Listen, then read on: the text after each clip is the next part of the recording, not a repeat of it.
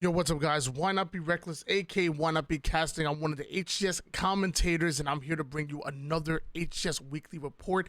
I know it's been a long time since I've updated a video, so here I am. I'm going to try to get back to doing weekly videos, at least 2 a week, and I'm hoping that one day I can get to doing 3, maybe even 4 a week. But yeah, I'm going to rush this one out. I'm going to be streaming in a little bit less than an hour, so want to get this one out there and get right back on the grind, get right back on that habit, because I got really busy over the last couple of weeks. But we're back. I'm not going anywhere. This is your HCS Weekly Report.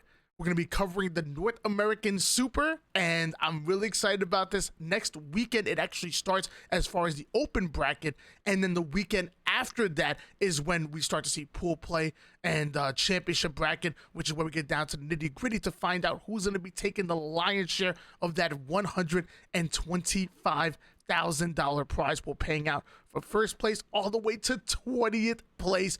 Oh my gosh, I'm thinking about making a squad myself and getting involved. Let me tell you, there's a lot of money on the line. But without further ado, let's talk about, first we're going to talk about pools, and then we're going to do a deep dive into each and every one of these rosters. So coming in pool play, Sentinels, Eunited, Complexity. I think it's going to be exciting to see the new Eunited roster, but watch out for this Complexity roster. A lot of people are going to have Eunited finishing out in second place, but Complexity might give them a run for their money, because this new Complexity roster is the real deal. Cloud9, Faze, and Oxygen Esports. This is what you want to see. Cloud9 going up against Faze, finding, Renegade, ultimately leaving Cloud9 and looking for greener pastures, and right off the rip, we're going to see them go at it again, $125,000 on the line and seeding for that bracket, which is going to be so important in a matchup like this. We'll see. Optic, G1, and Fnatic. Fnatic have an up and down season. We'll talk about that later. G1 having a very upward tail end of this season, and obviously Optic Gaming. Pool D, Pioneers, G2, and Lions. On the surface, a lot of people aren't seeing the value in this. However, Pioneers, a very aggressive team, always on the offense, going up against G2, in my opinion, are one of the ultimate defensive squads that we have. Once they get into those setups, it's really hard to break. So their gameplay really hard counters each other. And then the team that looking like Lions, it looks like, which I'm not sure if that's the team they're gonna be going under. They were under Anime Demons. Watch out for them. Yeah, they're the real deal. But yeah, it's gonna be your pool plays. You're noticing there's one empty spot on each and every one of these rosters. What we're gonna be doing is when we have that open bracket, whoever makes it into that top 4 is going to fill in each and every one of these spots. Most likely the number 1 seed going to pool D, number 2 pool C, 3 in B, and then the number 4 seed going into pool A, most likely. Don't quote me on that one. If you guys do want to find out the everything about how the format is, noobcombo.com. Maddie Rums has an amazing guide, which we're going to talk about this, by the way. Noobcombo.com, NOOBCOMBO. Make sure you guys check that out. Ran by Maddie Rums. But you're probably thinking to yourself, who are some of the favorites to make it out of these top 4 spots? Well, we know who the top 8 were from the 24th qualifier. So arguably the bottom, the top 4 make it through. So arguably the bottom 4 are going to be the ones to make it out. Why don't we take a look at those squads?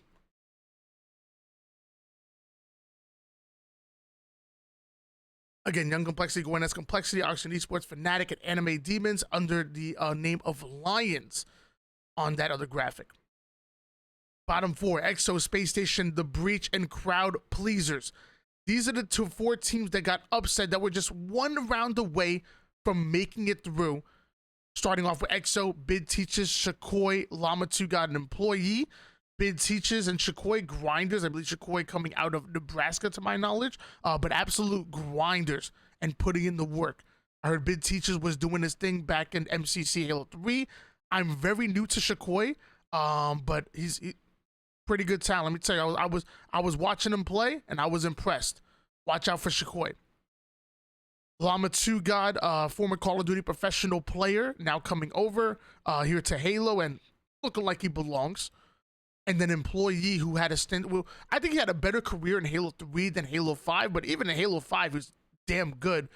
Employee just one round away from making it into pool play. It's crazy.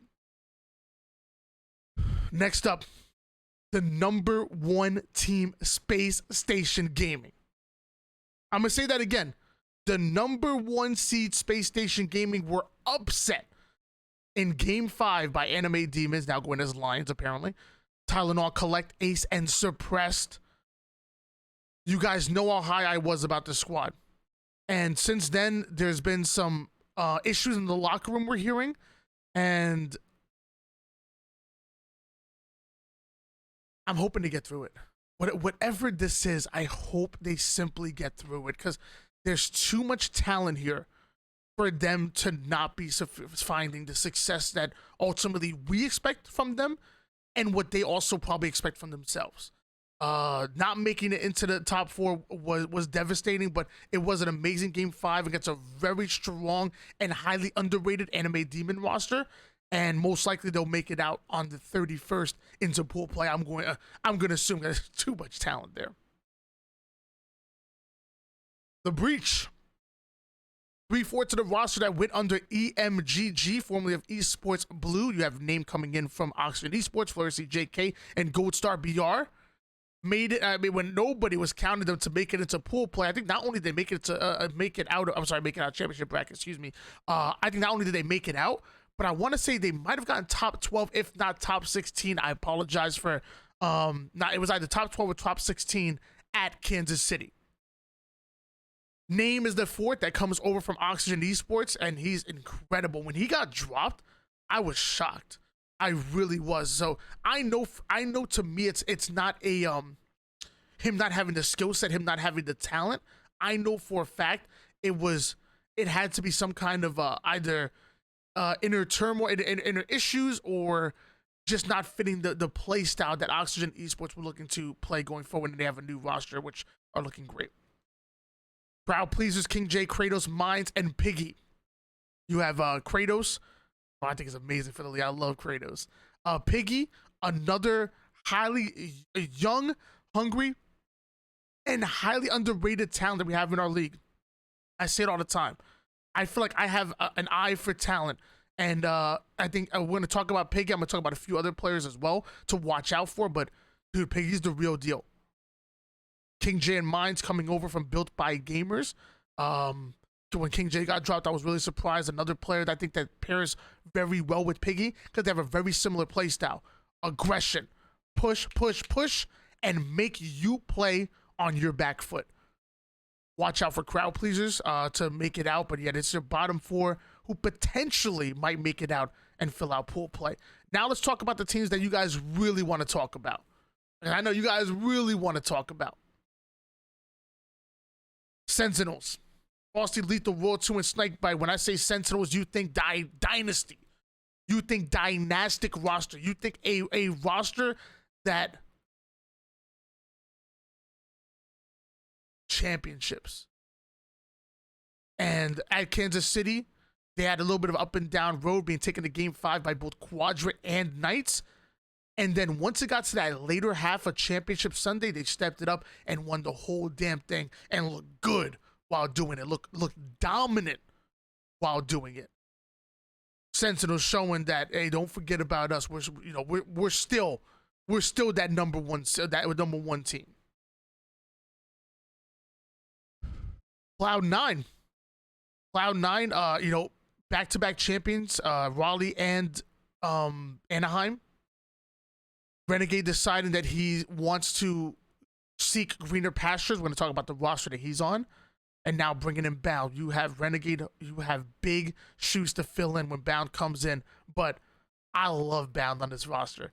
I think Bound's so much fun to watch. He's a damn playmaker. And he commands so much attention, so much respect on the map, that it can open up the entire map for anybody else on this roster to come out and really show off. Eco has really, with Renegade leaving, somebody on Cloud9 had to step up. It couldn't just be on Bound's shoulders, and I think Penguin and Stellar have played phenomenal, but I really feel like Eco has come into his own. Eco has really come in and has showed out, has become one of the leading slayers on this roster, where I didn't see that before. I just didn't. Maybe I was paying too much attention to Renegade, because I knew Eco was a phenomenal player and he always has been, but I feel like now I'm really starting to gravitate towards his stats. And so not only is he that big brain play that's coming in, who Frosty, by the way, has called Eco one of the smartest players that we have in Halo. So not only is he coming as that big brain player, but also coming in and slaying. And I say it all the time, if you can IGL and you can slay, it's going to be one of my favorite players, because it's so hard to do. Optic Gaming, fundamentally sound. Lucid, who I think, could be tied in for first place with Frosty and Renegade as the #1 players in the league. Some people have him as the confirmed #1. Formal, great comms, championship pedigree, love what he brings to the table. Trippy and APG. 2 players that have pop-off potential. Any game, they can fly on the stats. You've seen it. Slayer, objective doesn't matter, but also never afraid to do the dirty work. When I think of APG, I think of Trippy, they do not care about their stats. All they care about is, what can I do to put my team in the best possible position to win? And that's the mentality you have to have when going for championships. I know some of you are probably rolling your eyes right now like, oh, they're just an online team. That's so disrespectful. I hate when people say that. I think there's a difference between calling a team an online team and saying that they haven't yet found success on LAN. Those are 2 different things. Optic Gaming are destined to win a tournament. Is it going to be this, and obviously by the way, won the $50,000 Faze Invitational, but I know not many people are putting much credence on that. But will it be the Super? Will it be Orlando? Will it be Worlds? I think Optic Gaming can come in and win either one of those tournaments, and maybe multiple. We'll see what happens. Pioneers. A roster that I thought would stay together forever ends up making a big trade to shake up the league during Rostermania. Soul Snipe, Talik, and Druk. A do-it-all type of player. Swiss Army knife. Soul Snipe, the ultimate objective mind. Talk about another player that does not care about the stats. If you're looking to validate what Soul Snipe brings to the table through his stats, you're gonna be disappointed.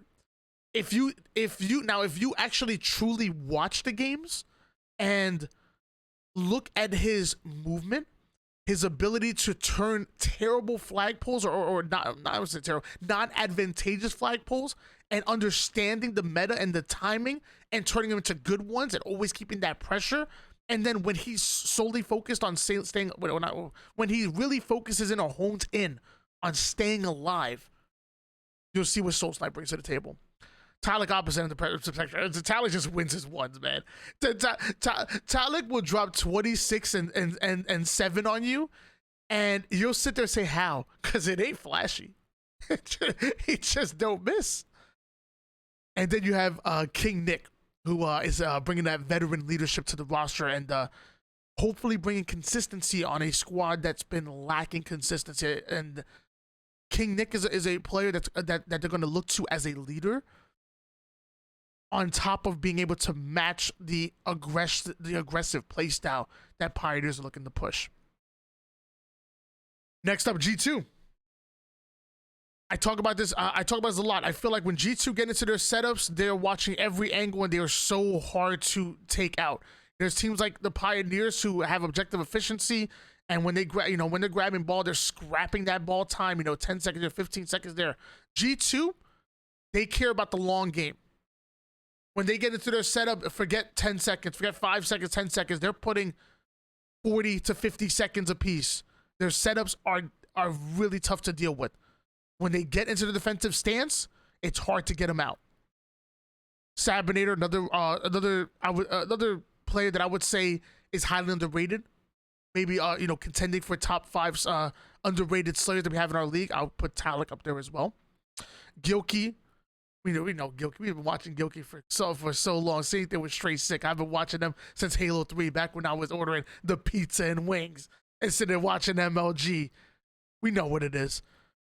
And then they're to be announced fourth, which I believe is going to be Barcode. Barcode officially has moved from Australia, the number 1 team Chiefs, from Australia to the US. He is living in Texas right here, right now. I think that's going to be the fourth to round out the roster as Barcode. Been hearing rumors about it for a while. You know, the Ogres being involved with G2. I truly believe that Barcode is going to be their fourth. Next up, G1. G1, they were already on a upward trajectory, but since bringing in Boo Boo Doo, they've imagine this is a chart. There's a chart here. G1 were already rising on the chart. Once Boo Boo Doo came in, they broke the chart. It went past. Like it's like this is the chart and whatnot. It's the graph, and then once Boo Boo Doo came in, zoom. He's incredible. Boo Boo Doo and Swish kind of remind me of each other. You know, two players that can pop off on the stats, but also have a great mind for the game, and also will grind the game. They never cheat the grind.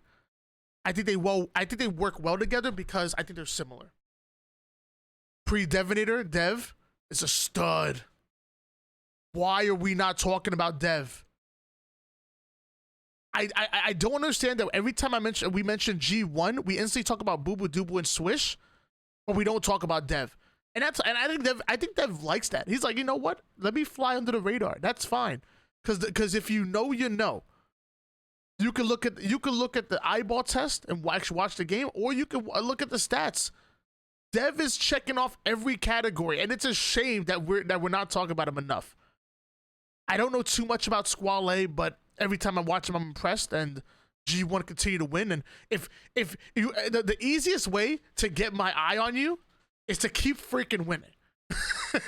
Like that's one constant. You'll notice that, like, I like to keep my eyeball. I like to keep tabs on the top amateur scene, the low amateur scene. I like to find hidden talent and talk about it because I like to be the smartest person in the room, or at least try to be. At least I think I am, and I'm not. But I like to find talent, and I'll look all around. But the easiest way to get your name out there for someone like me or anybody in the league is keep winning, and G1 are doing that. They've looked amazing in scrims. Now, I know I'm not going to put everything in scrims, and that's why when it comes to G1, I like to take the safe route. I say, you know, top 12, contending for top 8, and should have a stretch goal of top 6. That's me being safe. What I really want to say is top 8 guaranteed, contending for top 6, and a stretch goal of top 4. I'm just not ready to commit to that yet. Faze Clan coming in as the number 7th seed. The team that I started calling the God Squad back in June 2nd. I think I made a video about this. Whew.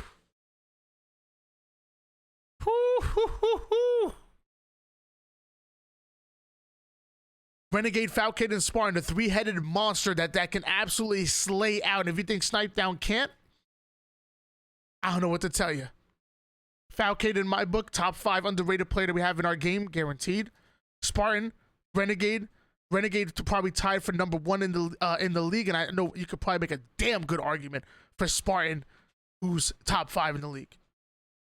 And then again, Snipe Down, the legacy that he brings and the underrated IQ that he brings. It's funny because from Halo to Apex to nobody talks about, like, the fact that not only is he a veteran, but he has a great mind and understanding of how to be successful in games. Like, I feel like Snipe Down could be the IG of this team. Like, and it's so funny because nobody's talking about it. Like, we consistently underrate Snipe Down's IQ or I would say Halo IQ or gaming IQ. Whether it was Apex, whether it was Halo, doesn't matter. I think he could be the IG of this roster if they're looking for. Watch out for Snipe Down on Faze Clan. Eunited, the number 8 seed. Ryan Noob and Rain, the core 2, bringing in Suspector from Exit. Another, so I would say a Suspector, you know, Swish, Sabinator, and Talik. Another player that's contending for underrated, highly underrated. Eyeball test, it's there. Stat sheets, it's there. Watch out for Suspector. I'm telling you guys gonna come back and watch. I'm like, damn, man, Oni was right, man. Talik Sab, Swish, and Suspector, and Falcated. These guys are on the radar. I don't know why we're not talking. I'm telling you guys are gonna say that. Why? Come back to the comments. Let me know when you let me know when you guys know. Come back to the comments. Manny gets acquired via trade to Pioneers. King Nick going over. Manny coming in. This roster low key kind of reminds me of the old United roster. I think Manny kind of reminds me a lot of King Nick. Aggressive, pop off potential. Maybe it doesn't come with the exact veteranship that Nick does. I believe at one point King Nick was actually playing Halo 1 at some point. He was and I'm hearing that he was a stud back then. But I think a player that is going to fit in well into the scheme that Ryan Noob and Rain are going to try to implement. And I think he's going to succeed in it. Same with Suspector. No egos. Just come in and say, look, we have this game plan. Let's stick to the game plan and let's do what we have to do to win. And if you want United to consistently place top 4 like they did before, I don't know if they're going to. But I will say I don't think they're dropping out of the top 8, not consistently. I forget about the Super. I would say going into Orlando and Worlds, United should be getting top 8. I don't think they're falling off that deep, but some people think I'm crazy on that one. I think the team I think Suspector, maybe not top 5 like Spartan is, but he's definitely top. He definitely could be top 5 underrated, and he definitely can pop off in the stat sheet, which is what they were looking for Spartan. And the same thing with Manny in place of King Nick. This United roster reminds me a lot of what they had before, at least as far as the blueprint. At least as far as the blueprint, they're obviously not the same players, but as far as the blueprint, it reminds me a lot. Final 4 squads, we're talking about complexity. More like half complexity, half luminosity, monster, and Vetra, the core 2, coming back over from complexity. Neuronical and Cycle joining them. That's going to reunite Neuronical and Vetra from back in their Halo 5 days. Cycle and Neuronical have been teaming back in Halo 5 as well. They've been teaming for quite some time and looking very good on luminosity. And I don't know if I'm ready to say that this new complexity roster is better than the old one. I really love trying. We're going to talk about that later, but they're good. They're fast. They made it out of that open bracket, which featured Fnatic, Lions, and SSG, and a bunch of other crowd pleasers and a bunch of other capable teams, and they made it out via the winners bracket. Complexity are nasty.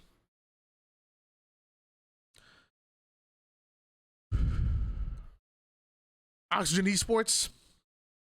This team started off hot, red hot. This team did, and maybe dipped a little bit since then, but now have on an upward trajectory once again. Oxygen Esports, again, making it through the winners bracket, just like Complexity, again, in a pool that featured Fnatic, SSG, Lions, Cloud Pleasers, and a bunch of other hungry teams.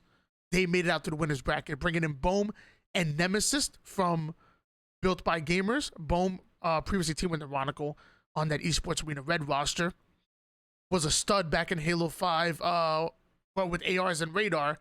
And I was wondering, I'm like, how's the man going to do without the ARs? Nah, he's great. He really is. Nemesis as well. He formerly teamed with Ryan Noob under, it's funny because Nemesis, he's on Oxygen Esports right now, but back in the day, the team with Ryan Noob, when I first started hearing about Nemesis, when I first started hearing about him, was called Oxygen Supremacy. So clearly Nemesis just likes to breathe. Take a deep breath. Make sure you're hitting those shots. Nemesis also coming over from Built by Gamers. Triton coming over from Complexity quite some time ago, and Common, the only common denominator on this roster that started off as him, Haynes, Name, and Swish. Now sporting a new look and a new attitude. Man, looking good. Fnatic they've had some highs. We were talking big about them taking Cloud9 to a Game 5 back in Anaheim, but I mean, they haven't looked all that good since then. But since then, releasing Envor, a lot of people question that decision, but bringing in Rami, who I'm really surprised we haven't been talking about Rami enough. I don't think we've put enough respect on Rami's name. He's been doing it for quite some time. And he's quickly become a veteran in the league that just we're not talking about enough. Jazero bench for 2 weeks, comes back from that bench, and man, he looked angry. This man looked like he was playing for something to prove. Jazero also teamed with Super CC, Septify, and I believe Envor, even I believe Talik at some point, placing top 8 at DreamHack 2018, I believe he did. Septify, Slayer, Super CC, one of the most annoying players to deal with on the map. He just refuses to die.